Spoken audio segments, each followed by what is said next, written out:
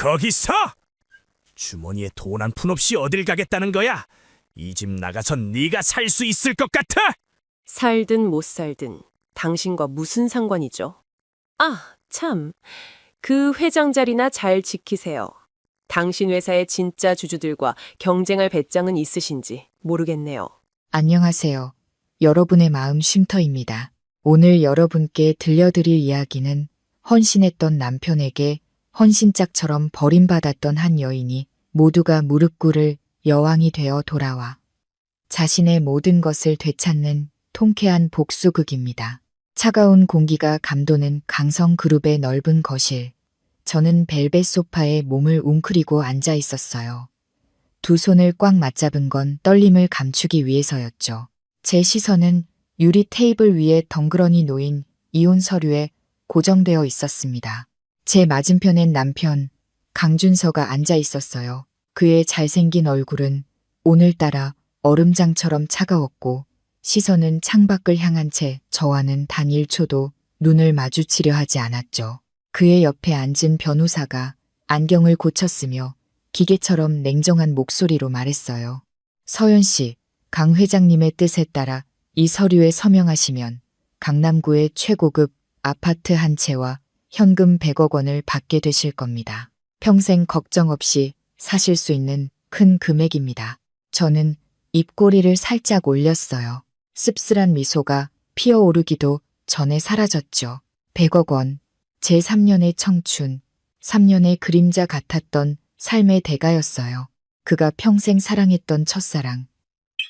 허유정을 완벽하게 대신하기 위한 대가 말이에요. 저는 준서를 올려다보며 메마른 목소리로 물었어요. 그 여자가 돌아오자마자 이렇게 서두르는 이유가 뭐죠? 준서의 시선이 제게 닿았지만 예전의 온기는 조금도 남아있지 않았어요. 그는 차갑게 대답했죠. 서연아, 처음부터 이 결혼이 뭔지 알고 있었잖아. 유정이가 돌아왔어. 그 아이에겐 이제 제대로 된 자리가 필요해. 더 이상 유정이를 힘들게 할 순 없어. 제발 서명해줘. 이건 내 부탁이야. 권력자의 부탁은 칼날처럼 잔인했어요. 3년 전 기억을 잃고 길을 헤매던 저를 구해줬던 사람이 바로 준서였죠. 그는 제게 집과 지안이라는 새 이름을 주었어요. 그 대가로 저는 그의 죽은 첫사랑, 유정처럼 걷고 먹고 심지어 웃는 법까지 배워야 했어요. 두꺼운 뿔테 안경으로 날카로운 눈매를 가리고 하얀 피부를 어두운 톤의 파운데이션으로 덮어 그녀처럼 병약해 보여야 했죠. 저는 1000일이 넘는 시간 동안 순종적인 아내를 연기했어요. 제 생명의 은인이었던 그를 사랑하게 되었으니까요. 그때 준서의 휴대폰이 요란하게 울렸어요. 화면에는 유정의 메시지가 떠 있었죠. 그는 황급히 휴대폰을 확인하더니 조급한 기색이 역력한 얼굴로 저를 재촉했어요. 빨리 서명해.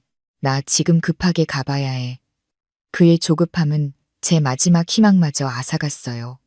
3년의 부부라는 연이 그 여자의 문자 한 통만도 못했던 거죠. 그를 향해 뛰던 심장이 거짓말처럼 고요해졌어요. 고통의 끝에서 찾아온 평온함이었죠. 저는 더 이상 망설이지 않고 펜을 들었어요. 떨림 없이 단호하게 아내란에 서명했죠. 종이를 스치는 펜 소리가 제 마음이 부서지는 소리처럼 날카롭게 들렸어요. 저는 이혼 서류와 100억 원짜리 수표를 그에게 밀어냈어요. 제 목소리는 놀라울 정도로 평온했죠. 왔던 그대로 갈게요. 제 목숨 회장님이 구해주셨죠. 3년간 아내이자 보모로 살았으니 그 빚은 다 갚은 셈이에요. 이제 우린 각자 갈 길 가요. 서로 빚진 거 없어요. 말을 마친 저는 1층 화장실로 향했어요. 거울 속에 비친 촌스럽고 초라한 여자는 누구일까요? 이 가짜 얼굴을 하고 이곳을 떠나고 싶지 않았어요. 저는 화장솜에 물을 묻혀 거칠게 얼굴을 닦아냈어요. 파운데이션이 씻겨나가자 티 없이 맑은 피부가 드러났죠. 두꺼운 안경을 벗자 깊고 도도한 눈매가 살아났어요.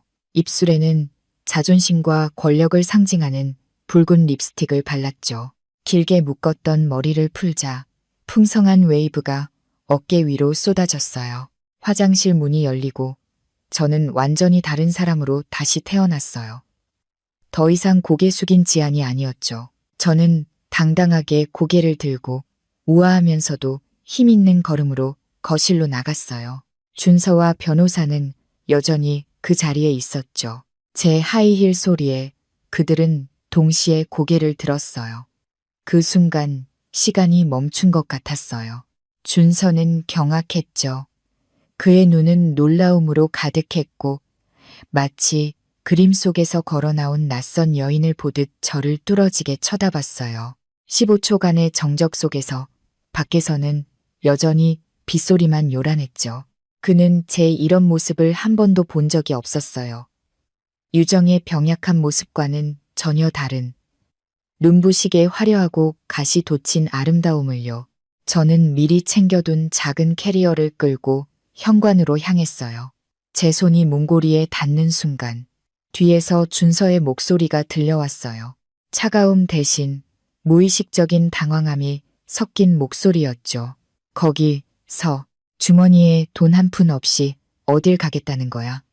이 집 나가서 네가 살 수 있을 것 같아? 저는 걸음을 멈추고 그를 돌아보며 비웃었어요. 제 눈빛에는 더 이상 복종이 아닌 눈먼 자에 대한 연민이 담겨 있었죠. 살든 못 살든 당신과 무슨 상관이죠? 아, 참. 그 회장 자리나 잘 지키세요. 당신 회사의 진짜 주주들과 경쟁할 배짱은 있으신지 모르겠네요. 제 말은 마치 선전포고처럼 준서의 마음에 불길한 예감과 의심을 심어 놓았어요. 저는 그의 반응을 기다리지 않고 빗속으로 걸어 나갔어요. 제 뒤로 충격에 빠진 전 남편을 남겨둔 채로요. 빗줄기는 점점 거세졌고 차가운 빗방울이 얼굴을 때렸어요. 저는 고급 빌라 단지를 벗어나는 텅 빈 길 위에서 캐리어를 끌었죠. 빗물과 눈물이 뒤섞여 입가로 흘러내렸어요. 준서 앞에서 강한 척했지만 혼자가 되자 버림받았다는 고통이 가슴을 찔렀어요. 그를 진심으로 사랑했고 행복한 가정을 꿈꿨지만 모든 것이 신기루였죠. 얼마쯤 걸었을까?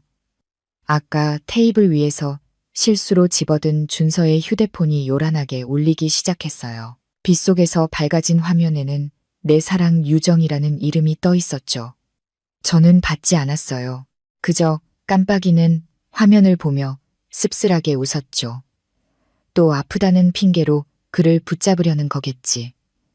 그런 수법, 이젠 지겨웠어요. 그런데 문득 불길한 예감이 들었어요.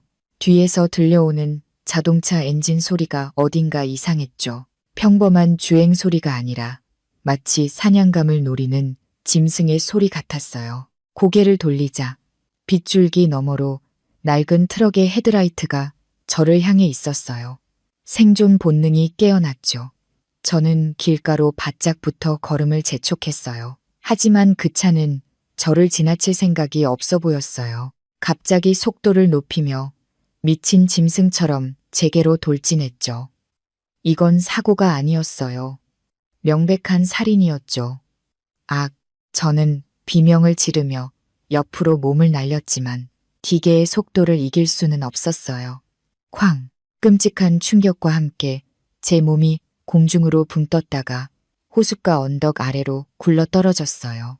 온몸이 부서지는 듯한 고통이 밀려왔고 머리를 세게 부딪히면서 눈앞이 캄캄해졌어요. 캐리어는 터져버렸고 그 안에 있던 옷가지와 유일하게 간직했던 준서와의 웨딩 사진이 흙탕물 속에서 찢겨나갔어요. 저는 피를 흘리며 쓰러져 있었죠. 고통 속에서 위쪽 도로에서 타이어가 미끄러지는 소리가 들렸어요. 익숙한 검은색 세단이 쏜살같이 지나갔죠. 준서의 차였어요. 그는 유정에게 달려가고 있었죠. 스쳐 지나가는 헤드라이트 불빛 너머로 초조한 그의 얼굴이 보였어요. 그는 방금 이혼한 아내가 죽어가는 사고 현장을 그대로 지나쳐 가짜로 아픈 애인을 만나러 간 거예요. 그의 차가 빗속으로 사라지는 순간 제 심장은 산산조각 났어요. 더 이상 아프지 않았어요.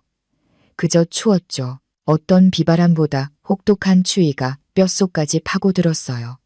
의식이 희미해졌어요. 이대로 끝인가? 무거운 눈꺼풀이 감기려던 순간 또 다른 강렬한 불빛이 저를 비췄어요. 칠흑같이 검은 마이바흐 한 대가 길가에 멈춰섰죠. 차가운 빛 속으로 우산도 없이 한 남자가 내렸어요. 그는 값비싼 수트를 입은 채 망설임 없이 제게 다가왔죠. 어둠에 가려 얼굴은 보이지 않았지만 서늘하면서도 고귀한 샌다로드 향기가 피비린내를 밀어내고 코끝을 맴돌았어요. 낯설지만 이상하게도 안정감을 주는 향기였죠. 그가 제 머리를 받쳐들자 낮고 차가운 하지만 힘있는 목소리가 울려 퍼졌어요. 즉시 현장을 봉쇄해 이 사람을 내 별장으로 옮겨 최고의 의사를 불러 무슨 수를 써서라도 반드시 살려내. 저는 은인의 얼굴을 보려 애썼지만 시야는 흐릿할 뿐이었어요. 깊은 혼수 상태에 빠지기 직전 그가 귓가에 속삭이는 기묘한 말을 들었어요. 마치 전생에서부터 들려오는 목소리 같았죠. 드디어 찾았네. 이번엔 내게서 도망칠 생각 마. 그 남자는 누구일까요? 왜 저를 찾고 있었을까요? 더 이상 생각할 힘이 없었어요. 어둠이 저를 완전히 삼켜버렸고 지안이라는 나약한 여자는 그곳에서 죽고 새로운 운명이 깨어나고 있었어요. 한편 서울 중심가의 한 고급 오피스텔. 유정은 거울 속 자신의 예쁜 얼굴을 보며 만족스러운 미소를 짓고 있었어요. 휴대폰에 처리 완료라는 메시지가 도착하자 그녀는 비웃으며 휴대폰을 침대 위로 던졌죠. 그때 초인종이 울렸고 그녀는 황급히 머리를 헝클어뜨리고 얼굴에 하얀 파우더를 덧발라 병약한 모습을 연출했어요. 그리고 문을 열자마자 준서의 품에 안겨 흐느꼈죠. 오빠, 머리가 너무 아파. 무서웠어. 준서는 그녀를 다독였지만 그의 시선은 허공을 헤매고 있었어요. 그의 머릿속엔 떠나기 전 제 날카로운 눈빛과 마지막 경고가 떠나지 않았죠. 1년. 길다면 길고 짧다면 짧은 시간이었지만 모든 것을 바꾸기엔 충분한 시간이었어요. 운명의 그 밤 이후 저는 해외에서 비밀리에 치료를 받았어요. 그리고 깨어났을 때 지안이라는 굴욕적인 이름과 함께 잃어버렸던 기억이 폭포수처럼 쏟아져 들어왔죠. 저는 기댈 곳 없는 고아 소녀가 아니었어요. 저는 대한민국 재계를 주름잡는 석진그룹의 유일한 손녀 석서연이었어요. 4년 전 불의의 사고로 실종되었던 바로 그 사람이었죠. 오늘 저는 석진그룹 남부지사로 돌아왔어요. 회의실 안은 금방이라도 터질 듯한 긴장감으로 가득했죠. 창밖의 도시는 여전히 활기찼지만 이곳의 침묵은 숨 막힐 정도였어요. 상석에는 제 사촌 오빠 석진우가 앉아 있었어요. 늘 장난기 가득한 얼굴이었지만 오늘만큼은 원로 임원들의 경멸적인 시선 앞에서 억지 미소를 짓고 있었죠. 배가 나오고 머리가 벗겨진 중년의 홍의사가 테이블을 손가락으로 두드리며 거만한 말투로 말했어요. 진우군, 우리가 석 회장님을 모신 게 자네가 태어나기 전부터야. 우리 경험, 자네가 평생 배워도 못 따라와. 인사 이동이나 투자 같은 건 우리한테 맡기고 자네는 그냥 사인이나 하고 즐기면 돼. 주변의 임원들이 비웃으며 동조했죠. 진우가 어깨를 으쓱하며 막 입을 열려던 순간 회의실의 무거운 문이 거칠게 열렸어요. 또각, 또각, 또각 제가 안으로 들어섰어요. 1년 전과 같은 얼굴이었지만 더 이상 순종과 인내는 찾아볼 수 없었죠. 저는 몸에 딱 맞는 아이보리색 수트를 입고 있었어요. 가녀린 몸매였지만 누구도 거스를 수 없는 위압적인 기품이 흘러나왔죠. 길게 늘어뜨린 검은 머리와 날카로운 눈빛으로 회의실 안을 한번 쓱 훑어보았어요. 저는 망설임 없이 진우 옆 빈자리에 앉아 다리를 꼬았어요. 마치 이곳의 진짜 주인이 저인 것처럼요. 진우가 안도의 한숨을 쉬며 귓속말을 했죠. 서연아, 5분이나 늦었어. 저 늙은 여우들한테 잡아먹힐 뻔했잖아. 저는 진우에게 대답 대신 홍이사를 향해 입꼬리를 올렸어요. 그가 불쾌한 듯 미간을 찌푸렸죠. 당신은 누구요? 여긴 그룹 최고 위급 회의실이지. 비서나 모델이 드나들 곳이 아니야. 경비는 뭐 하는 거야? 저는 동요하지 않고 제 경호원인 아운에게 눈짓했어요. 아운은 두꺼운 서류 뭉치를 홍이사 앞에 던져놓았죠. 쿵 하는 소리에 그가 움찔했어요. 저는 맑지만 얼음처럼 차가운 목소리로 말했어요. 홍 이사님, 남부지사 인사와 재무를 10년간 총괄하셨죠. 저는 비서도 모델도 아닙니다. 이사님께 올바른 사직서 작성법을 알려드리러 온 사람이에요. 그의 얼굴이 불그락푸르락해졌어요. 무례하긴. 진욱은 도대체 저런 여자를 왜 들인 거야? 저는 여전히 앉은 채로 서류를 한 장씩 넘기며 또렷하게 읽어내려갔어요. 2024년 산업단지 프로젝트 수익의 15%를 아내 명의의 유령회사로 빼돌리셨고 2025년엔 건설 자재 비용을 부풀려 80억 원을 횡령하셨군요. 지난 3년간 석진그룹에서 빼돌린 돈이 총 300억 원이 넘습니다.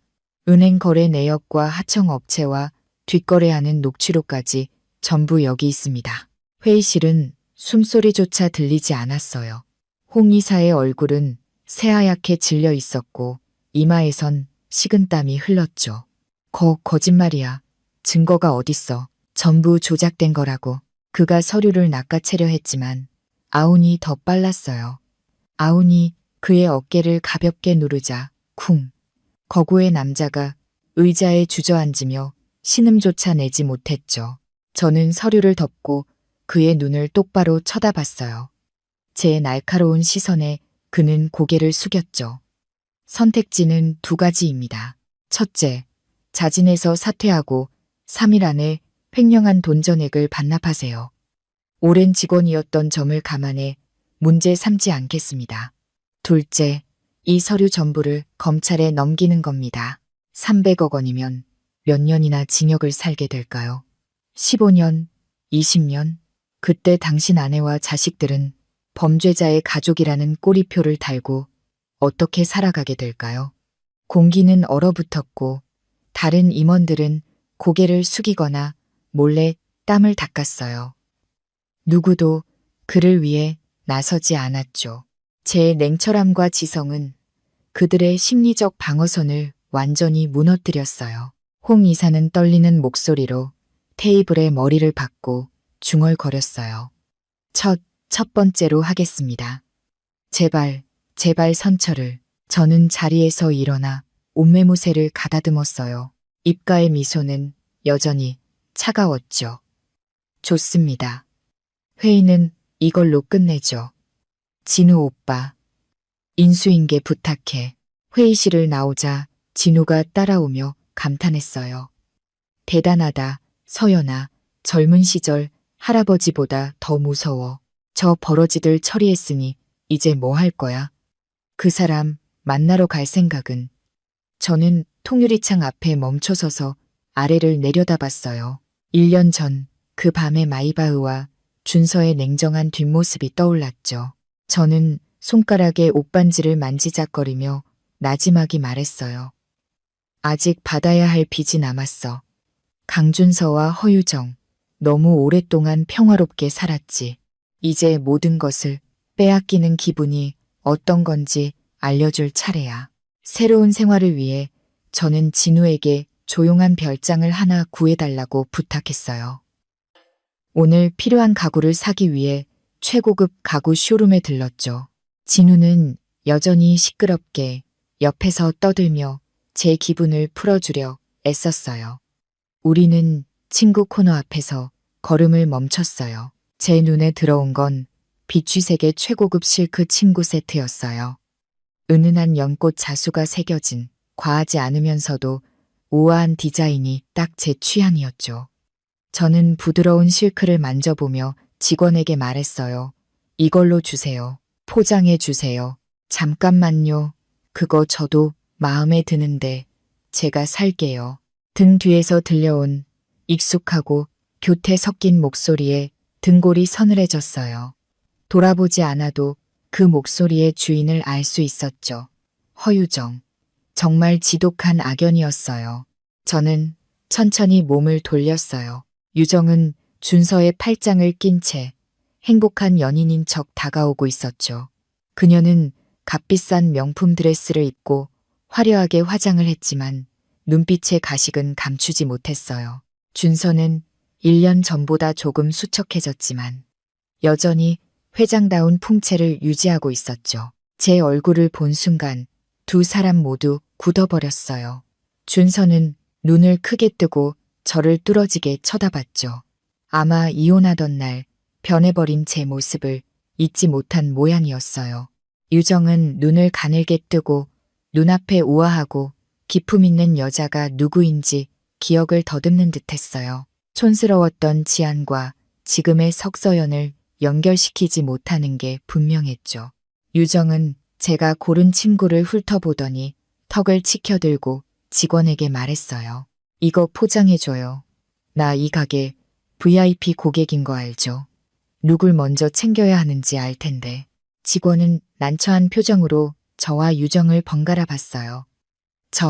하지만 이 손님께서 먼저 고르셔서. 유정은 비웃으며 제 머리부터 발끝까지 훑어봤어요. 먼저 고르면 뭐해? 살 돈은 있고 처음 보는 얼굴인데 그냥 구경만 하는 거 아니야? 얼른 포장해. 우리 남편이 계산할 거니까. 그녀는 준서에게 애교를 부렸죠.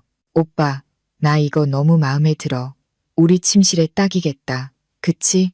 준서는 대답 없이 여전히 제 얼굴에서 익숙한 흔적을 찾으려는 듯 저를 쳐다봤어요. 저는 이 가짜는 연극을 보며 속으로 비웃었어요.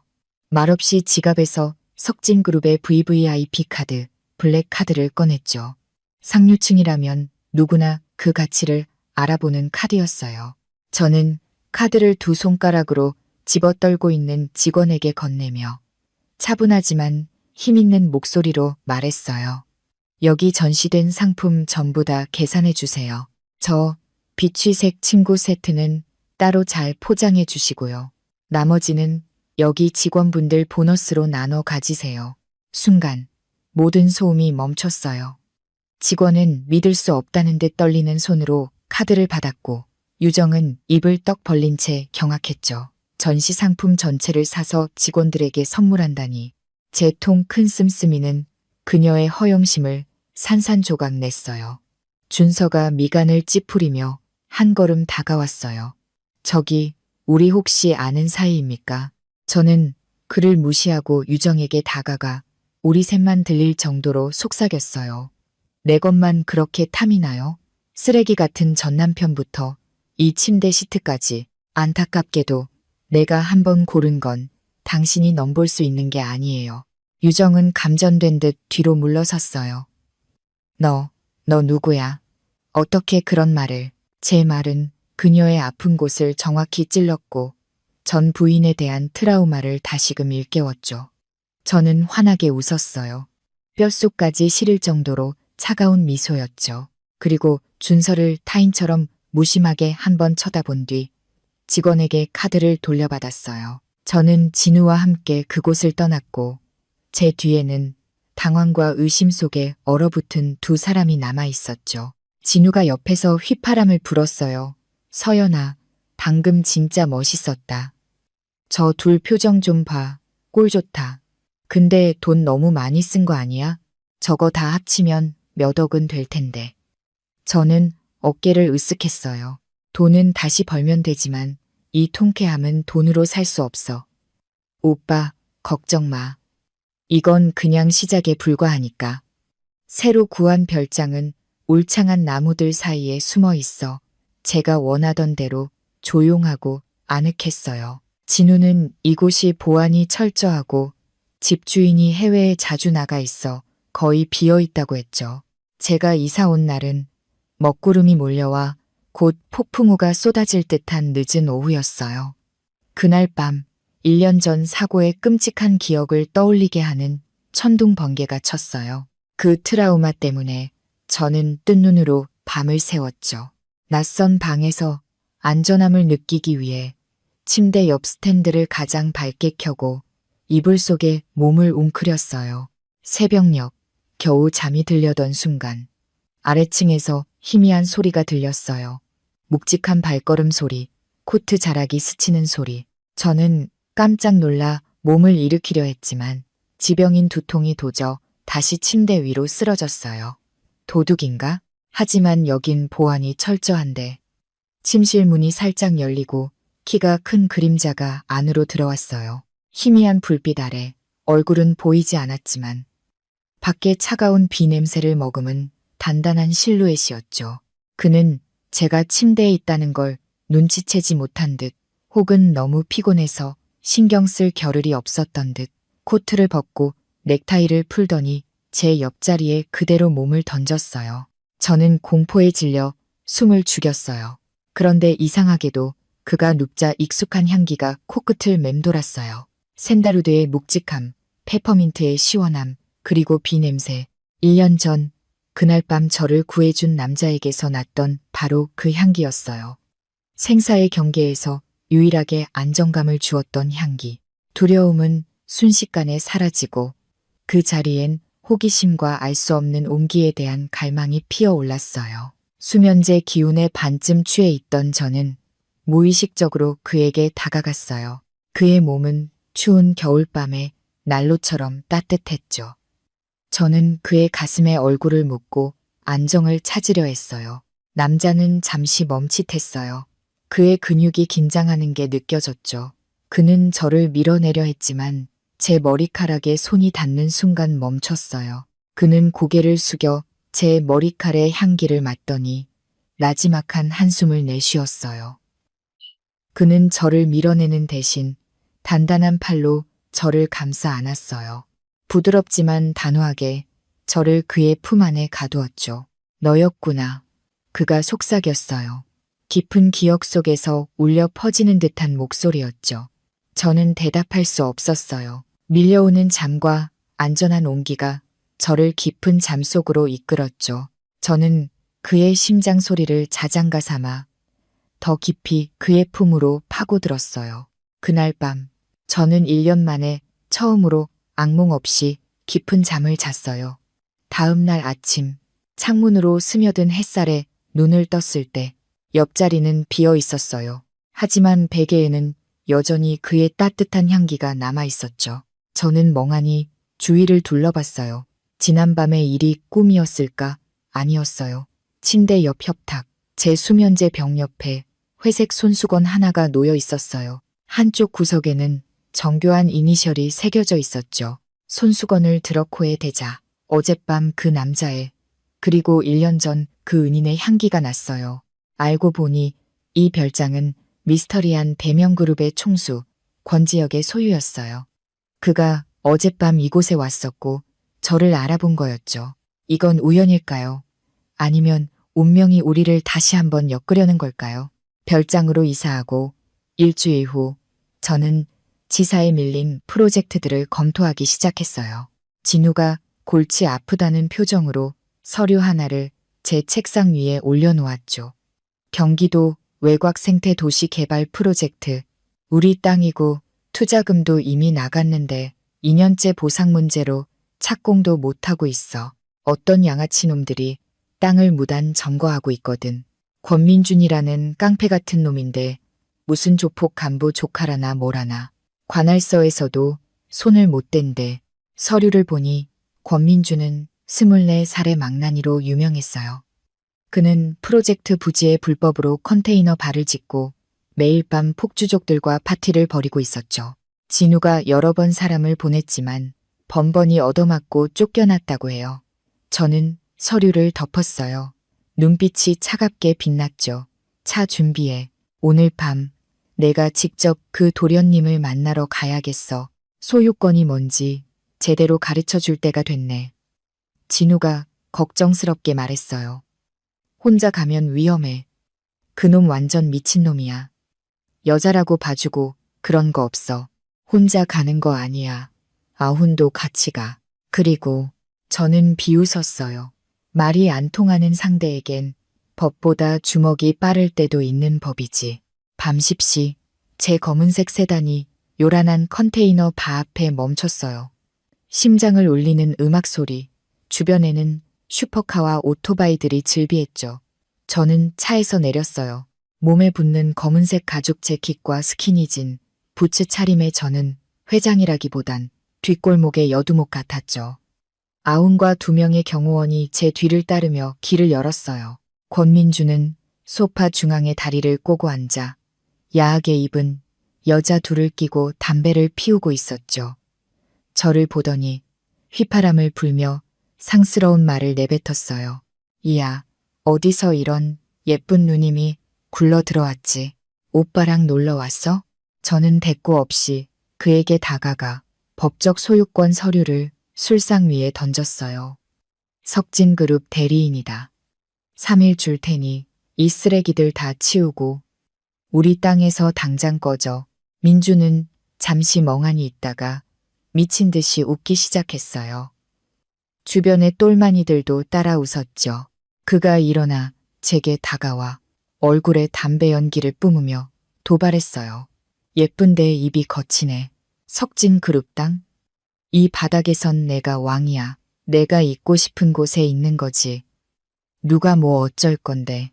그가 손을 뻗어 제 턱을 만지려던 순간 저는 번개처럼 그의 손목을 낚아채 뒤로 꺾어버렸어요. 우두둑 하는 소리와 함께 민준의 비명이 터져 나왔죠. 악, 너 감히 내 손을. 그의 부하들이 달려들려 했지만 아웅과 경호원들이 삼단봉을 꺼내 들자 주춤했어요. 저는 여전히 민준의 팔을 붙잡고 그의 상체를 술상 위로 내리누르며 차갑게 말했어요. 2번 말하는 거 싫어해. 지금 당장 땅을 반환하겠다는 각서에 서명해. 아니면 나머지 팔도 못 쓰게 될 줄 알아. 민주는 고통의 얼굴이 하얗게 질렸어요. 눈앞의 여자가 보통이 아니란 걸 깨달은 거죠. 그는 옆에서 떨고 있는 부하에게 소리쳤어요. 펜 가져와. 내가 서명할게. 그가 빗둘빗둘 서명을 마치자 저는 그의 팔을 놓고 더러운 것을 만졌다는 듯 손을 털었어요. 그때 바 한쪽 구석에서 두려움에 떨고 있는 한 소녀가 눈에 들어왔어요. 옷은 흐트러져 있고 얼굴은 눈물범벅이었죠. 낯이 익었어요. 다가가자 소녀가 저를 올려다 봤어요. 커다란 눈에 눈물이 그렁그렁했죠. 허유미, 유정의 이복동생이자 제가 강씨 집안 며느리였을 때 유일하게 제게 잘해줬던 아이였어요. 유미가 왜 이런 곳에 있는 걸까요? 저는 팔을 붙들고 신음하는 민준에게 물었어요. 저 아이는 누구지? 빚쟁이요. 걔네 집이 저한테 빚이 있어서. 저는 유미에게 다가가 제 재킷을 벗어 덮어주고 그녀를 일으켜 세웠어요. 그리고 민준을 돌아보며 위협적으로 말했죠. 내 친구야. 이 아이 빚은 이제부터 석진그룹이 책임진다. 지금 내가 데려갈 테니 길 비켜. 저는 유미를 부축해 밖으로 나갔어요. 뒤에서는 민준과 그의 부하들이 분노와 두려움에 찬 눈으로 우리를 쳐다보고 있었죠. 오늘 밤 저는 땅뿐만 아니라 과거의 소중한 인연도 되찾았어요. 소란스러운 발을 떠나 저는 외곽으로 향하는 한적한 도로를 천천히 달렸어요. 창문 틈으로 들어오는 차가운 밤 공기가 담배와 술 냄새를 씻어주었죠. 제 머릿속엔 유미의 눈물 어린 얼굴이 계속 맴돌았어요. 과거의 제 모습처럼 너무나 약하고 상처받기 쉬운 아이였죠. 생각에 잠겨있던 그때 갑자기 검은색 마이바흐 한 대가 옆길에서 튀어나와 제 차 앞을 막아섰어요. 저는 급정거를 했고 타이어가 아스팔트에 끌리는 날카로운 소리가 울려 퍼졌죠. 화가 치밀어 올라 무례한 운전자에게 한마디 하려고 차에서 내렸어요. 하지만 상대방 차에서 내린 사람은 1년 전 그 밤에 나타났던 그리고 제 별장에서 하룻밤을 보냈던 그 미스터리한 남자였어요. 가로등 불빛 아래 그의 큰 키와 차가운 얼굴이 압도적인 분위기를 풍겼죠. 그가 다가와 제 더러워진 옷을 훑어보더니 미간을 찌푸렸어요. 그는 말없이 차에서 쇼핑백 하나를 꺼내 제게 건넸죠. 갈아입어. 그 꼴로 밤에 혼자 운전하는 거 아니야. 저는 멍하니 그와 쇼핑백을 번갈아 봤어요. 날 미행했어요? 내가 여기 있는 건 어떻게 알았죠? 당신, 대체 누구예요? 그는 대답 대신 비웃는 듯 많은 듯한 미소를 지었어요. 내가 방금 자네한테 팔 꺾인 그 녀석 삼촌이야. 조카가 사고 쳤다길래 상황 좀 보러 왔지. 권민준의 가족이라고요? 저는 차갑게 쏘아붙였어요. 조카 편들러 온 거면 사람 잘못 찾아왔어요. 난 그냥 그 애한테 사람 되는 법을 가르쳐 준 것뿐이니까. 알아, 그가 짧게 대답했어요. 그놈은 맞아도 싸. 그의 의외의 대답에 저는 놀랐어요. 그의 차 안을 엿보니 뒷좌석에는 고급 원단과 디자인 스케치들이 널려 있었어요. 문득 한 가지 생각이 스쳐 지나갔죠. 마이바흐를 타지만 차 안에는 원단과 줄자라. 설마 상류층 전문 재단사인가? 이 차도 고객 차거나 아니면 빌린 거겠지. 저는 쇼핑백을 받아들며 비꼬는 투로 말했어요. 친절에 감사하죠. 그쪽 조카나 잘 가르치세요. 다음에 또 말썽 피우면 그땐 손목으로 안 끝날 테니까. 그런데 재단사 일 요즘 돈 잘 버나 봐요. 이런 비싼 차도 빌리고. 그는 잠시 멈칫하더니 재단사라는 말에 흥미로운 표정을 지었어요. 그는 해명하는 대신 제게 한 걸음 더 다가와 낮은 목소리로 속삭였죠. 먹고 살만은 해. 조카 가르치는 건 알겠는데 자네가 나한테 정확하게 재단하는 법을 배우고 싶으면 수업료를 내야 할 거야. 가까운 거리에서 풍겨오는 샌다루드 향에 심장이 내려앉았어요. 저는 황급히 뒤로 물러나 차 문을 닫았죠. 됐어요. 혼자 배울 수 있으니까. 길 비켜요. 저는 그의 차를 스쳐 지나갔어요. 제 뒤로 그가 알 수 없는 미소를 지으며 서 있었죠. 저는 그때 몰랐어요. 이 재단사라는 오해가 앞으로 얼마나 어처구니 없는 상황들을 만들어낼지를요. 다음 날 저는 조용한 한식당에서 유미와 점심을 먹기로 했어요. 유미는 구석진 자리에 앉아 불안한 듯 두 손을 모으고 있었죠. 저를 보자 황급히 일어나 고개 숙여 인사했어요. 저는 미소로 그녀를 안심시키고 맞은편에 앉았죠. 편하게 있어. 오늘은 우리 둘뿐이니까 따뜻한 것 좀 먹어. 유미는 조심스럽게 국밥을 한술 떴어요. 뜨거운 김이 그녀의 낡은 안경을 뽀얗게 만들었죠. 그녀는 허씨 집안에서의 삶에 대해 털어놓았어요. 어머니는 일찍 돌아가셨고 아버지 집에 들어갔지만 계모와 이복 언니 유정의 구박 속에서 하녀처럼 살았다고요. 심지어 유정은 사업 파트너의 비위를 맞추기 위해 유미를 술자리에 내보내기까지 했다고 했죠. 유미의 이야기를 듣는 내내 제 마음은 무겁게 가라앉았어요. 과거의 제 모습이 보였기 때문이죠. 저는 유미의 깡마른 손을 잡고 힘주어 말했어요. 이제 무서워하지 않아도 돼. 언니가 지켜줄게. 바로 그때 입구에서 요란한 웃음소리가 들려왔어요. 화려하게 차려입은 젊은 남녀 무리가 들어왔고 그 선두에는 유정의 충실한 꼬리이자 망나니 재벌 2세로 유명한 송지민이 있었죠. 그는 유미를 발견하곤 비아냥거리며 다가왔어요. 어이구, 이게 누구야? 허씨 집안 신데렐라 아니셔? 웬일로 이런 비싼 데를 다 오셨나? 집에서 유정 누님 시중이나 들지 않고? 유미는 몸을 떨며 국밥 그릇에 얼굴을 파묻었어요. 눈물이 뚝뚝 떨어졌죠. 지민의 친구들이 비웃으며 유미의 출신과 돌아가신 어머니에 대해 상스러운 말을 내뱉었어요. 저는 젓가락을 탁 소리나게 내려놓았어요.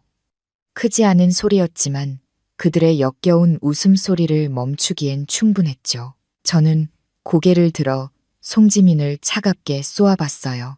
음식은 함부로 먹어도 말은 함부로 하는 게 아니야. 송지민 씨, 아버지가 사람답게 사는 법을 그렇게 가르치시던가요? 지민은 잠시 주춤했지만 이내 다시 거만하게 소리쳤어요. 네가 뭔데 날 가르쳐. 네가 뭐라도 돼. 저는 자리에서 일어나 옷매무새를 가다듬었어요. 제게서 뿜어져 나오는 위압감에 주위 공기가 얼어붙었죠. 저는 휴대폰을 꺼내 한 은행장에게 전화를 걸어 스피커폰으로 바꿨어요. 송지민의 가족이 거액의 대출을 받은 은행이었죠. 석 이사님, 무슨 일이십니까? 정중한 목소리가 흘러나왔어요. 저는 지민의 눈을 똑바로 쳐다보며 말했죠. 이 은행장님, 송씨 그룹의 신용 등급을 재검토해 봐야겠군요. 후계자의 인성이 이 모양이라 리스크 관리가 제대로 될지 심히 우려스러워서요. 송지민의 얼굴이 새하얗게 질렸어요. 석진 그룹이 금융계에 미치는 영향력을 그도 잘 알고 있었죠. 제 말 한마디면 그의 가족 사업은 하루아침에 무너질 수도 있었어요. 그가 안절부절 못하며 땀을 뻘뻘 흘렸죠. 저 아이에게 사과해. 저는 유미를 가리키며 명령했어요. 지민은 마른 침을 삼키고 유미에게 다가가 90도로 허리를 숙이며 중얼거렸어요. 죄송합니다. 제가 말을 함부로 했어요. 용서해 주세요. 그들이 꽁무니를 빼고 사라진 뒤 저는 유미를 돌아봤어요. 그녀는 경외와 감탄이 뒤섞인 눈으로 저를 보고 있었죠. 저는 휴지로 그녀의 눈물을 닦아주며 부드럽게 말했어요. 유미야, 이거 하나만 기억해. 절대 고개 숙이지 마. 왕관이 떨어지니까. 내가 참으면 참을수록 저들은 널 더 짓밟을 거야. 남에게 존중받고 싶으면 먼저 너 자신부터 존중해야 해. 피곤한 하루를 마치고 별장으로 돌아와 가장 먼저 하고 싶었던 일은 침실로 달려가 권지혁이 남기고 간 그 담요에 파묻히는 것이었어요. 샌다루드와 페퍼민트 향은 제 지독한 두통을 잠재우고 편안한 잠을 선물하는 유일한 명약이었죠. 저는 문을 열고 익숙한 향기를 기대하며 심호흡했어요. 하지만 코를 찌른 건 값싼 라벤더향 섬유유연제의 역한 냄새였어요. 재채기가 연달아 터져 나왔죠.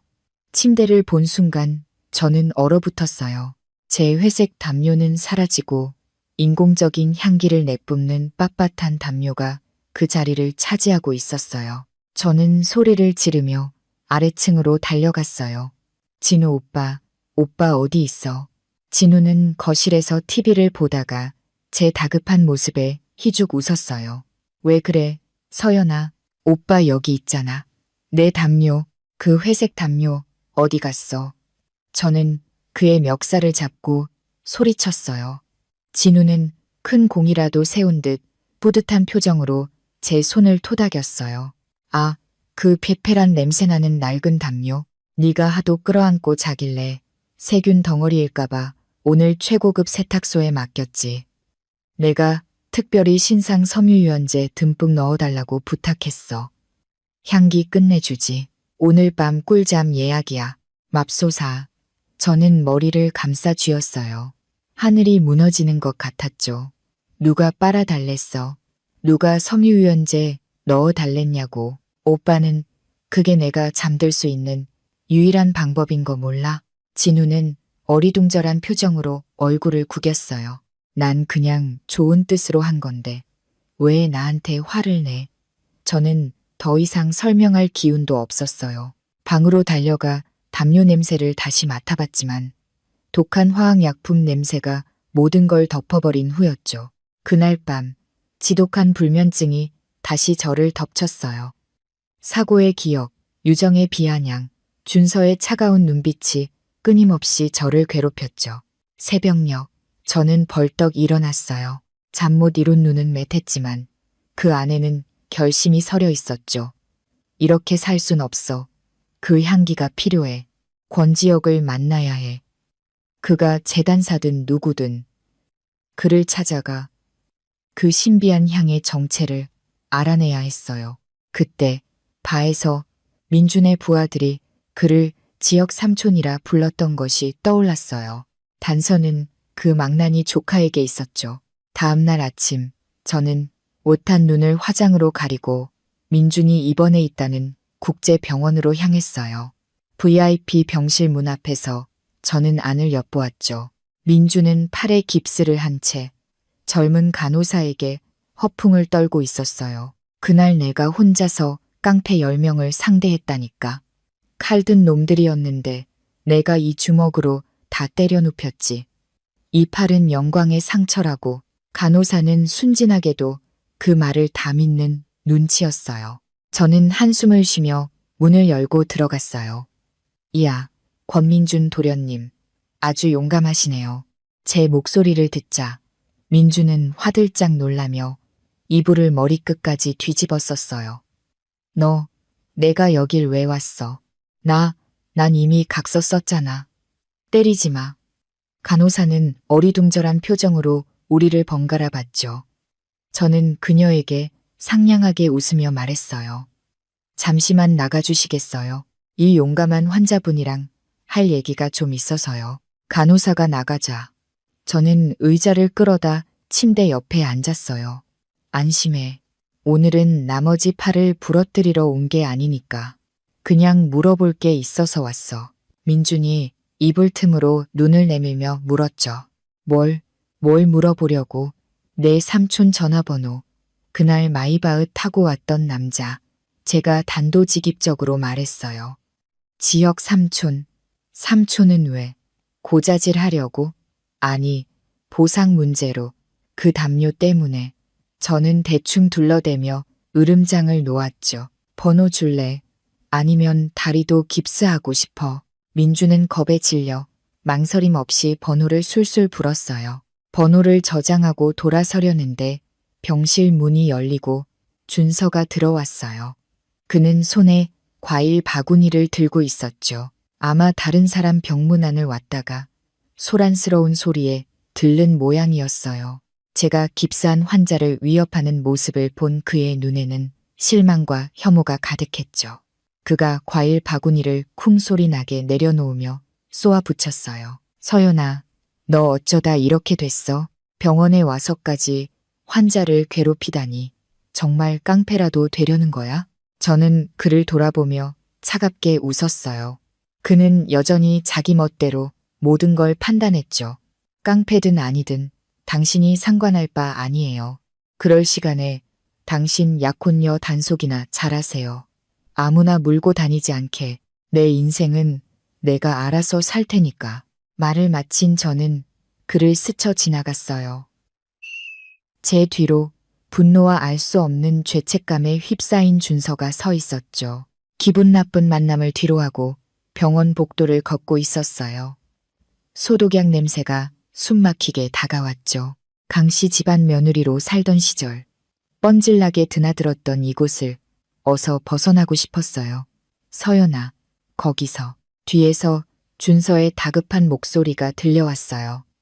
저는 한숨을 쉬며 병원 로비에 멈춰 섰죠. 그는 제 앞에 서서 거친 숨을 몰아쉬었어요. 그의 눈에는 분노와 연민이 뒤섞여 있었죠. 언제까지 날 피할 거야? 왜 그렇게 변했어? 착하고 순하던 예전의 너는 어디 가고 이제는 깡패들이랑 어울려 다니는 거야. 저는 실소를 터뜨렸어요. 강준서 씨, 사람은 변하는 법이에요. 당신 말 잘 듣던 그 멍청한 아내는 그 비오는 밤에 죽었어요. 지금의 나는 나 자신을 사랑할 줄 아는 사람이고 누가 내 편이고 누가 적인지 구분할 줄 아는 사람이죠. 준서가 미간을 찌푸리며 훈계하듯 말했어요. 나와 유정이를 향한 복수심 때문에 내 인생을 망치지 마.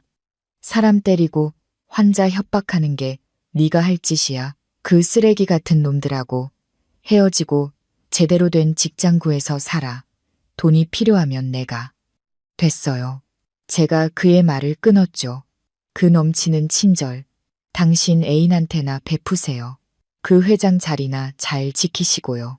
요즘 강성그룹 재무제표에 이상한 지출이 많다던데 당신의 그 연약한 애인 겉보기와는 다르게 회사 돈을 야금야금 빼돌리고 있더라고요. 준서의 얼굴이 굳었어요.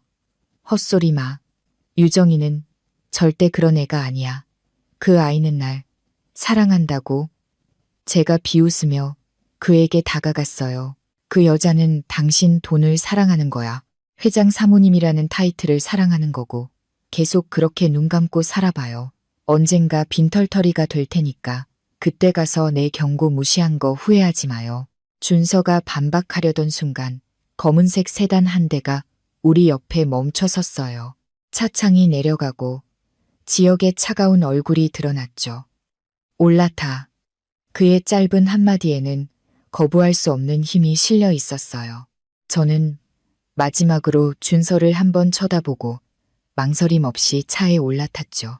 준서는 그 자리에 못 박힌 듯 서서 주먹을 쥔 채 멀어지는 차를 바라봤어요. 그의 눈에는 질투와 무력감이 가득했죠.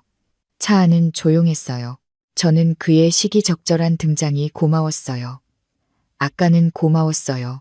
어떻게 여기 있는 걸 알았죠. 지역은 앞을 보며 입꼬리를 올렸어요. 원단 사러 가는 길이었어. 겸사겸사 수업료 받으러 학생 데리러 왔지. 저는 웃음을 터뜨렸어요. 재단사라는 역할에 꽤나 몰입한 모양이었죠. 하지만 그의 농담 덕분에 무거웠던 마음이 한결 가벼워졌어요. 그날 밤 저는 또다시 잠 못 이루고 뒤척였어요. 머리는 깨질 듯 아팠고 과거의 악몽이 저를 괴롭혔죠. 결국 저는 휴대폰을 들고 낮에 민준에게서 받은 번호를 눌렀어요. 까칠한 재단사라고 저장된 이름이었죠. 자정이 넘은 시간. 망설여졌지만 잠에 대한 갈망이 이성을 이겼어요.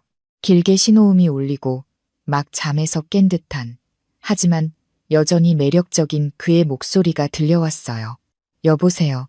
저 서연이에요. 제 심장이 갑자기 빠르게 뛰기 시작했어요. 잠시 침묵이 흐른 뒤 그가 몸을 일으키는 소리가 들렸어요. 알아, 이 시간에 남자한테 전화한 거 보면 잠옷이라도 맞춰 입고 싶은가 보지. 그의 농담에 얼굴이 확 달아올랐지만 긴장은 조금 풀렸어요. 아니요, 그게 아니라 그 손수건이랑 당신한테서 나는 향기요. 그거 무슨 향수예요? 제가 불면증이 있는데 그 향기를 맡아야만 잠들 수 있어서요. 수화기 너머로 또다시 침묵이 흘렀어요. 잠시 후 장난기 없는 훨씬 부드러워진 그의 목소리가 들려왔죠. 시중에 파는 향수 아니야. 우리 집안 대대로 내려오는 비법으로 내가 직접 만든 향이야. 잠을 잘 못 자나? 네, 사고 이후로 악몽을 자주 꿔요. 저는 솔직하게 털어놓았어요. 그의 따뜻한 목소리를 듣고 있으니 긴장이 풀리면서 잠이 쏟아지기 시작했어요. 그럼 내가 그 향을 만드는 과정을 이야기해 줄게. 먼저 수십 년 된 샌다루들을 골라야 해. 지역은 차분한 목소리로 이야기를 시작했어요. 저는 조용히 그의 이야기를 들으며 점점 무거워지는 눈꺼풀을 이기지 못하고 어느새 잠이 들었어요. 휴대폰은 여전히 귀에 붙인 채로요. 대명그룹 회장실, 지역은 수화기 너머로 들려오는 제 고른 숨소리를 듣고 있었어요. 잠들었군. 시계는 새벽 1시를 가리키고 있었죠. 산더미처럼 쌓인 서류를 처리해야 했지만 그는 차마 전화를 끊을 수가 없었어요. 스피커폰으로 바꾼 뒤 그는 제 숨소리를 배경음악 삼아 다시 일에 집중했어요. 제 숨소리는 그의 차가운 집무실을 채우는 유일한 평온함이었죠. 그는 휴대폰 배터리가 다 닳을 때까지 3시간 동안이나 통화를 끊지 않았어요. 다음 날 아침, 잠에서 깬 저는 통화 기록을 보고 경악했어요. 3시간 15분. 제가 잠든 후에도 그가 전화를 끊지 않았던 거였죠. 부끄러움에 얼굴을 들 수가 없었어요. 그때 까칠한 재단사에게서 문자가 왔어요. 독점 자장가 서비스, 시간당 요금 청구됩니다. 3시간이면 꽤 비쌀 텐데 몸으로 갚을래요? 현금으로 갚을래요? 저는 얼굴이 화끈거렸지만 마음 한구석이 따뜻해지는 것을 느꼈어요. 차가운 겉모습 뒤에 숨겨진 다정한 사람이었죠. 그의 비싼 자장가 서비스에 대한 보답으로 저는 넥타이를 선물하기로 했어요. 최고급 편집샵에서 그의 차가운 이미지와 어울리는 네이비색 실크 넥타이를 골랐죠. 제가 한창 넥타이를 고르고 있는데 어느새 진우가 등 뒤에 나타나 눈을 빛냈어요. 와, 역시 내 동생. 오빠 넥타이 필요한 거 어떻게 알고? 이 색깔 딱 내 스타일인데. 저는 당황해서 넥타이를 등 뒤로 숨겼어요. 오빠 거 아니야. 거래처 선물이야. 진우가 능글맞게 웃었어요. 어떤 거래처길래 우리 공주님이 직접 고르실까? 부끄러워하긴 오빠가 모를 줄 알고 그는 제가 계산하는 모습을 사진 찍어 서연이가 오빠 선물 사줌이라는 글과 함께 가족 단톡방에 올려버렸어요. 순식간에 쏟아지는 친척들의 축하 메시지에 저는 한숨만 내쉴 뿐이었죠. 집에 돌아오자마자 진우가 손을 내밀며 선물을 재촉했어요. 저는 가방에서 텅 빈 쇼핑백을 꺼내 그에게 건넸죠. 이거 명품 쇼핑백이야. 서류 가방으로서. 진우가 절규했어요. 날 속였어. 온 집안에 자랑했는데 도대체 어떤 놈이야.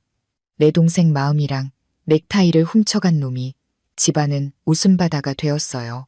툴툴거리면서도 저를 진심으로 아껴주는 오빠가 있다는 사실이 강씨 집안의 차가운 공기와는 너무나 다른 따뜻함을 느끼게 해주었죠. 주말에 저는 유미와 함께 쇼핑몰에 갔어요.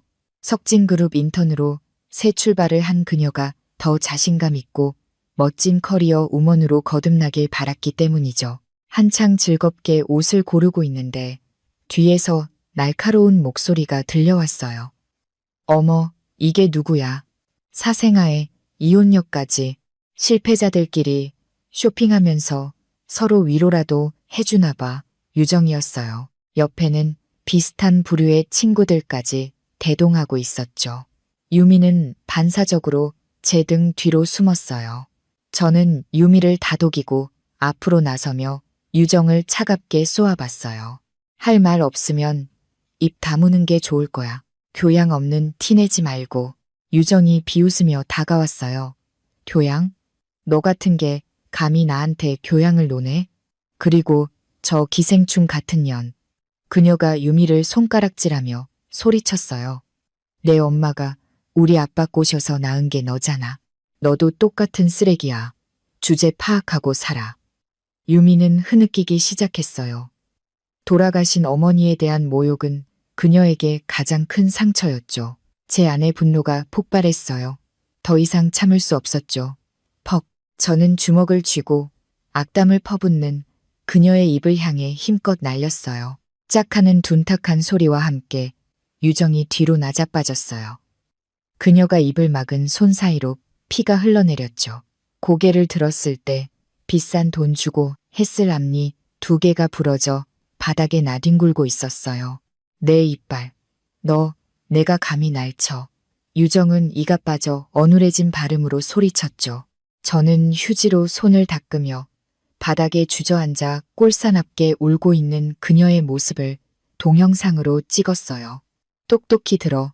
이 주먹은 돌아가신 분에 대한 예의를 가르쳐 준 거야. 한 번만 더 유미 엄마를 모욕하면 그때는 이빨 2개로 안 끝나. 저는 직원에게 블랙카드를 건네며 말했어요.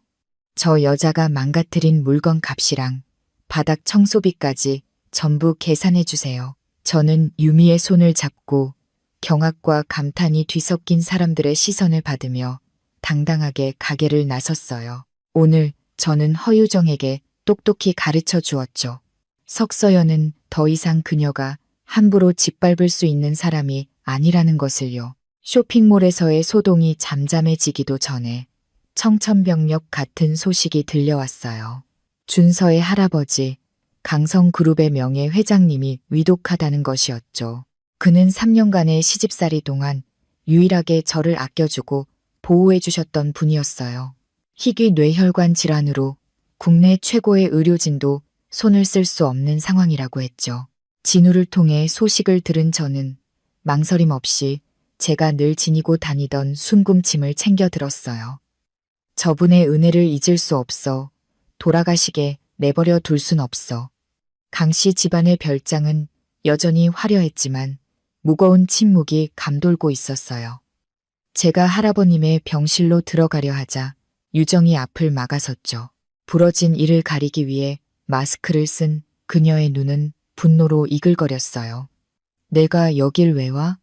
할아버지가 죽었는지 확인하러 왔어? 아니면 유산이라도 챙기려고? 준서의 어머니도 합세했죠. 쫓겨난 주제에 어딜 기어들어와. 내까지 게 뭘 안다고 사람을 살려. 저 안에는 세계적인 석학들도 포기했는데 저는 분노를 억누르며 그들을 똑바로 쳐다봤어요. 전 할아버님 때문에 온 거예요. 비켜요. 시간이 없어요. 안 비켜. 경비, 이 여자 당장 끌어내. 유정이 소리쳤죠. 준서는 방 한쪽 구석에서 복잡한 표정으로 저를 보고만 있었어요. 그의 무력함에 또다시 실망했죠. 경비들이 제게 다가오려던 순간 낮고 힘있는 목소리가 현관에서 울려 퍼졌어요. 누가 감히 그녀에게 손을 대지. 모두의 시선이 쏠린 곳에 지혁이 서 있었어요. 그는 왕처럼 당당하고 냉정한 모습이었죠. 그는 곧장 제게 다가와 경비들을 쏘아봤어요. 그 살벌한 눈빛의 경비들이 뒷걸음질 쳤죠. 대명 그룹 총수의 갑작스러운 등장에 준서의 아버지조차 숨을 죽였어요. 준서의 아버지가 허리를 숙이며 인사했죠. 권 회장님, 이 밤중에 어쩐 일이십니까?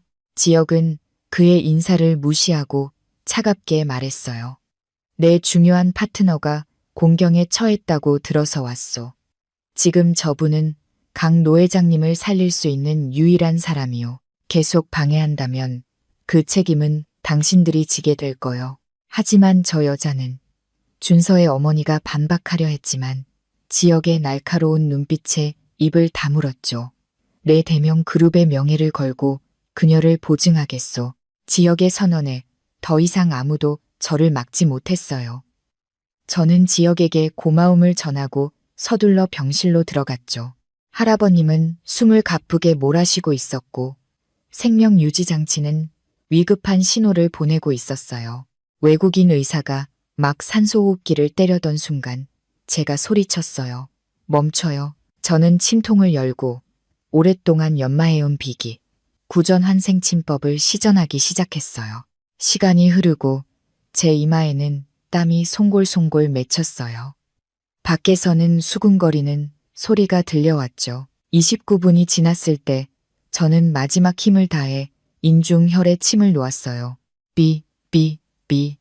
멈췄던 심장 박동기가 다시 규칙적으로 울리기 시작했어요.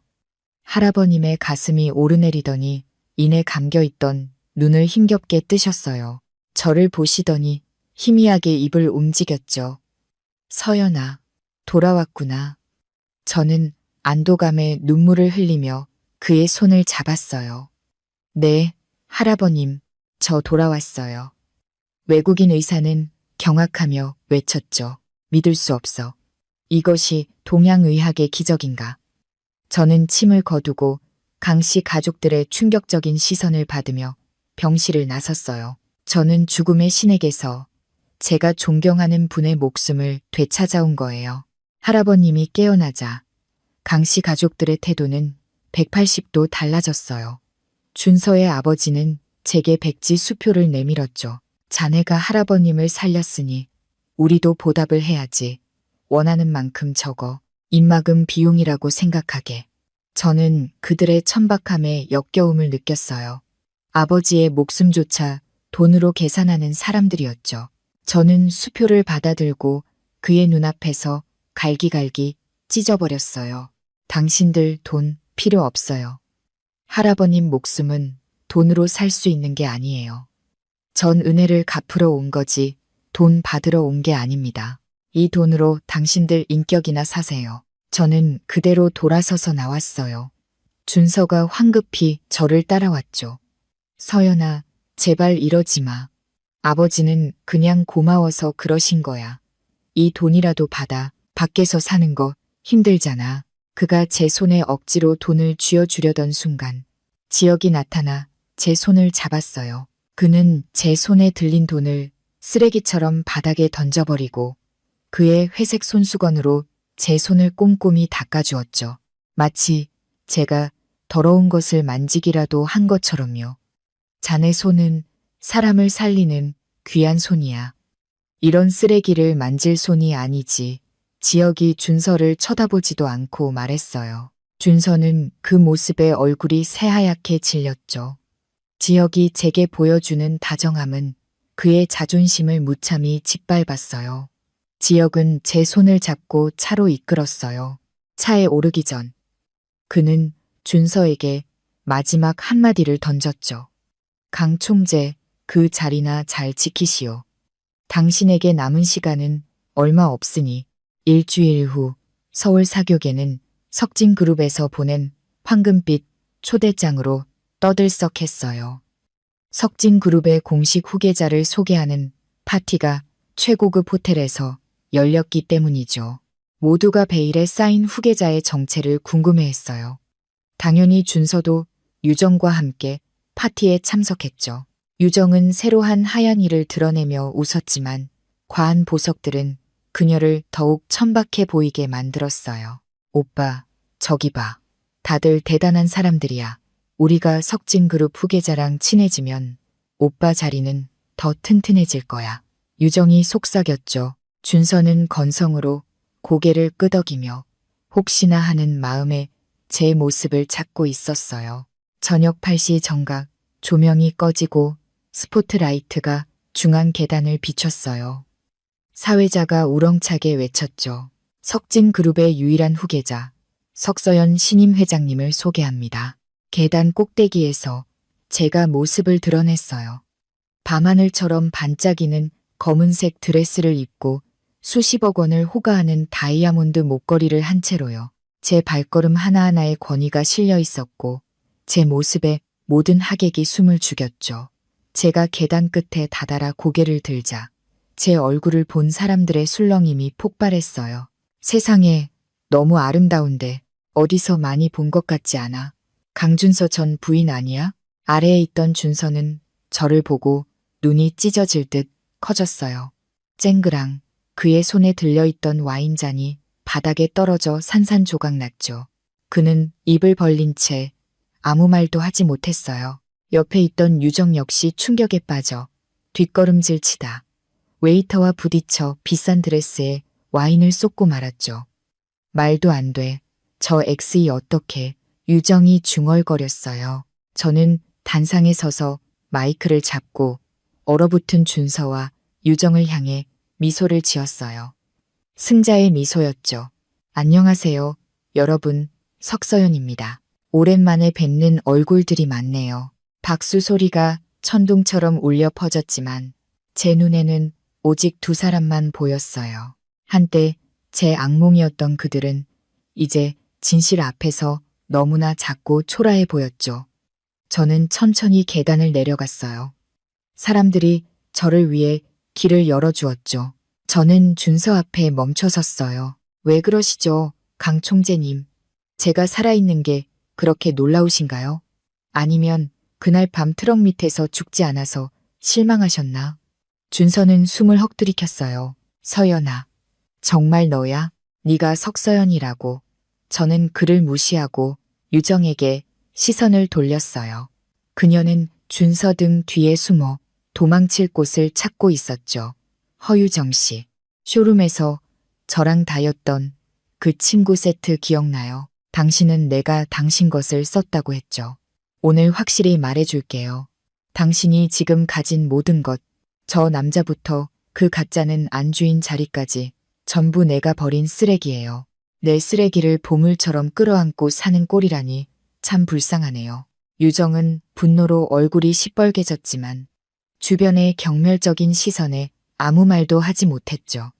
그때 지혁이 제게 다가와 춤을 청했어요. 석 회장님, 저와 첫 춤을 추시겠습니까?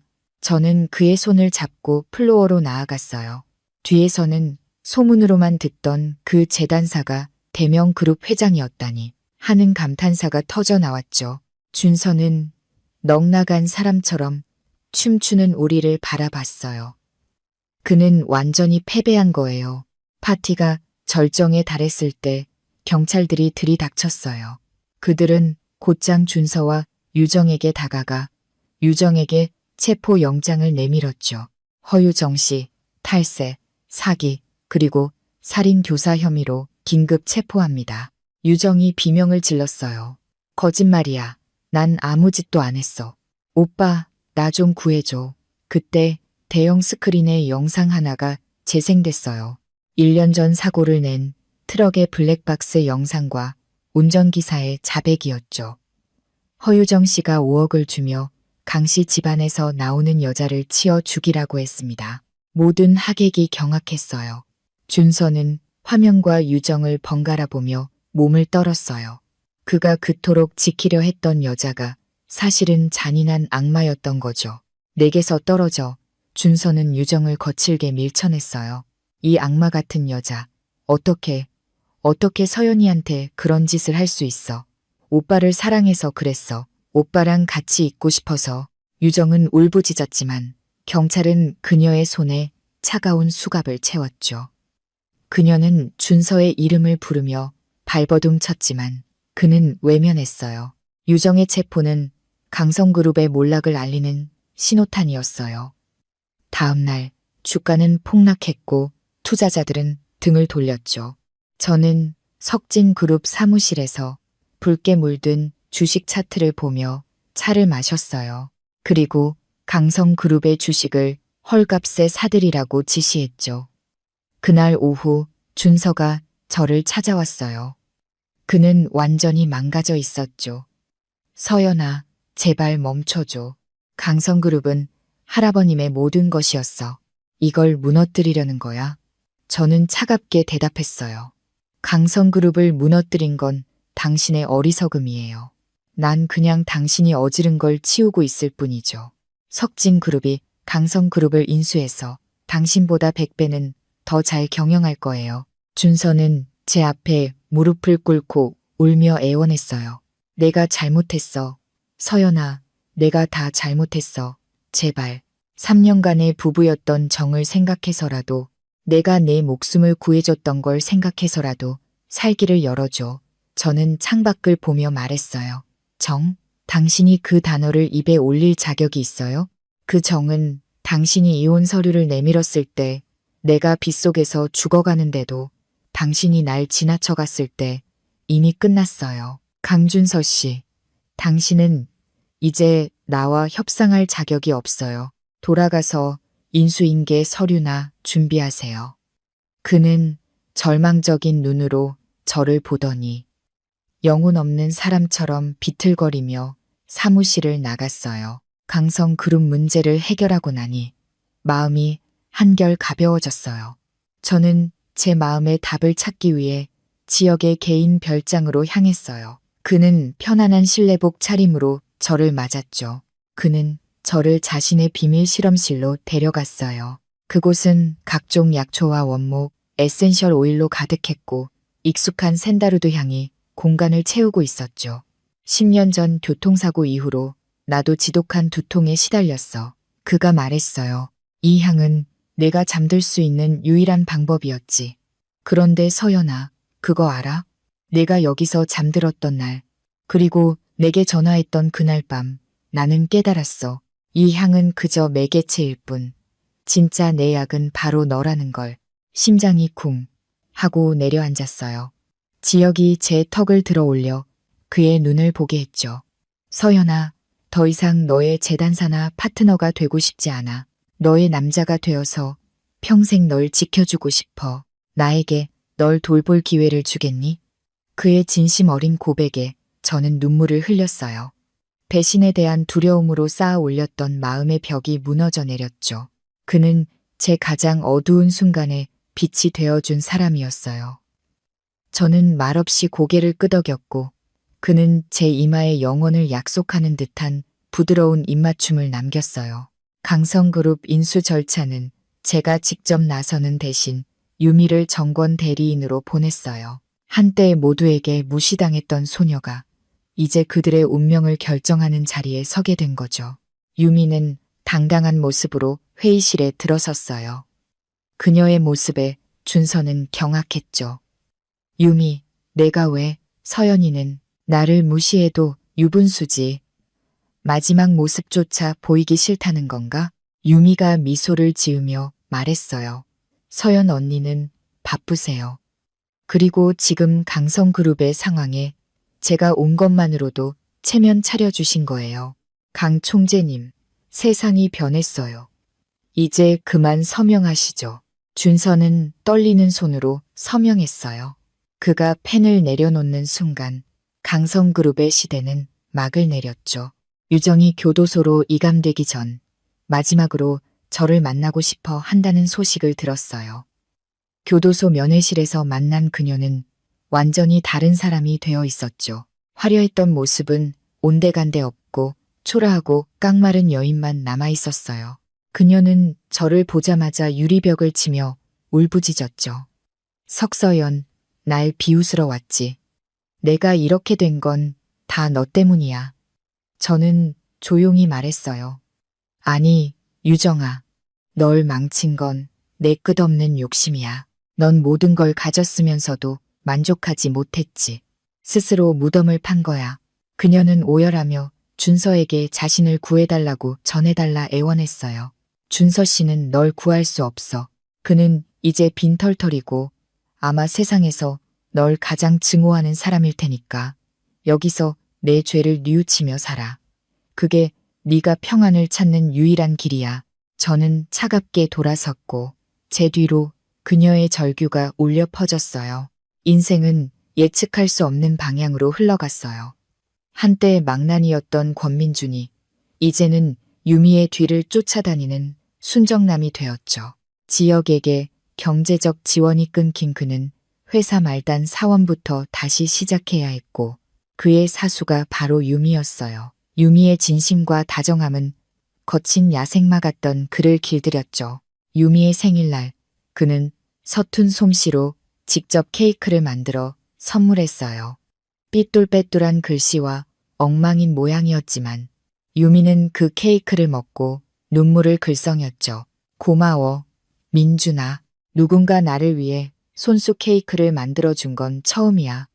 그 순간 두 사람의 눈빛에서 사랑이 싹트는 것을 보았어요. 민주는 진심으로 사과하며 다시는 그녀를 힘들게 하지 않겠다고 약속했죠. 어느 이른 아침, 지역은 저를 샌다루드 나무가 가득한 비밀의 정원으로 데려갔어요. 그는 가장 오래된 나무 앞에 서서 말했죠. 서연아, 이 나무는 원래 평범한 나무였어. 하지만 상처를 입으면 스스로를 치유하기 위해 수액을 내보내지. 그 수액이 오랜 시간 굳어 세상에서 가장 귀한 향, 샌다루드가 되는 거야. 너도 이 나무 같아. 깊은 상처를 입었지만 그 아픔을 이겨내고 누구보다 눈부시게 빛나고 있으니까. 그의 말에 저는 눈물을 흘렸어요. 그는 제 앞에 무릎을 꿇고 다이아몬드 반지가 아닌 영원한 향기를 품은 샌다루드 나무 반지를 내밀었어요. 석서연, 평생 너를 지키는 나무가 되어줄게. 나와 결혼해 주겠어? 저는 눈물로 고개를 끄덕였고 제 손가락에 끼워진 소박한 나무 반지는 세상 그 어떤 보석보다 찬란하게 빛났어요. 우리의 결혼식은 수많은 하객과 화려한 장식 대신 제주도의 한적한 해변에서 가장 가까운 사람들의 축복 속에서 열렸어요. 저는 심플한 웨딩드레스를 입고 아버지의 손을 잡고 그에게 걸어갔죠. 지역은 세상에서 가장 다정한 눈빛으로 저를 맞이하며 속삭였어요. 내게 와줘서, 내 곁에 머물러줘서, 나를 믿어줘서 고마워.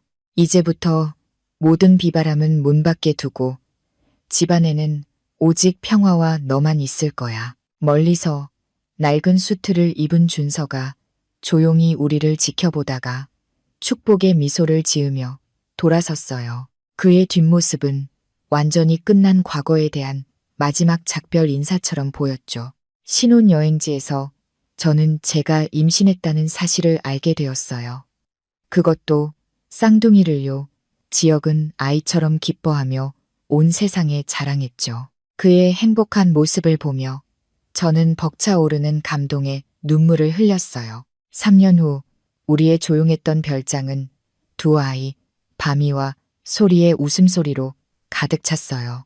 제게의 냉철한 군주였던 지역은 이제 바닥을 기어다니며 아이들의 말이 되어주는 평범한 아빠가 되었죠. 오늘 민준과 유미 부부가 아이를 데리고 놀러 왔어요. 그들의 행복한 모습을 보며 저는 진심으로 기뻤어요. 저는 더 이상 경영 일선에 나서지 않고 가정폭력 피해 여성들을 돕는 재단을 운영하며 새로운 삶의 의미를 찾아가고 있었죠. 저녁 뉴스를 보다가 우연히 허름한 쪽방촌에서 컵라면으로 끼니를 때우는 준서의 모습을 보았어요. 그는 모든 것을 잃고 평범한 마트 직원으로 살아가고 있었죠. 제 마음은 잔잔한 호수 같았어요. 모든 것은 각자의 선택이었고 그에 따른 대가였으니까요. 가을밤, 저는 테라스에 앉아 낡은 일기장을 펼쳤어요. 눈물로 얼룩진 지안의 기록들이었죠. 그 약했던 소녀는 이제 없었어요. 그녀는 죽고 석서연이 다시 태어났으니까요. 저는 일기장을 덮었어요. 과거는 더 이상 아픔이 아닌 현재의 행복을 일깨워주는 소중한 흉터가 되었죠. 엄마, 아빠 넘어졌어요. 아이의 외침에 고개를 드니 지역이 아이들과 장난치며 잔디밭에 누워 있었어요. 그가 저를 보며 윙크했죠. 여보, 밥 먹으러 와요. 당신이 제일 좋아하는 김치찌개 끓여놨어. 그의 다정한 목소리에 저는 미소 지으며 자리에서 일어났어요. 그리고 제 가족이 있는 따뜻한 불빛을 향해 걸어갔죠. 마음속으로 되뇌었어요. 비 오는 날을 겪게 해주셔서 감사합니다. 덕분에 이렇게 맑은 날의 소중함을 알게 되었으니까요. 오늘 이야기는 여기까지입니다. 이 이야기의 교훈은 명확합니다. 진정한 가치는 외부의 평가나 소유물에 있는 것이 아니라 어떤 시련 속에서도 자신을 잃지 않는 강인한 내면과 스스로 행복을 만들어 나갈 수 있는 용기에 있다는 것입니다. 과거의 상처가 우리를 파괴하도록 내버려 두는 대신 그것을 딛고 더 높이 날아오를 수 있는 발판으로 삼아야 한다는 것을 보여주죠. 여러분은 주인공 서연의 선택 중 어떤 부분이 가장 인상 깊으셨나요? 그녀가 전 남편에게 마지막으로 남겼던 경고일까요? 아니면 모든 것을 용서하고 자신의 행복을 찾아 나아간 모습일까요? 여러분의 생각을 댓글로 남겨주세요. 오늘 이야기가 마음에 드셨다면 좋아요와 구독 버튼 누르는 것 잊지 마시고요. 여러분의 마음 쉼터는 더 좋은 이야기로 다시 찾아뵙겠습니다. 감사합니다.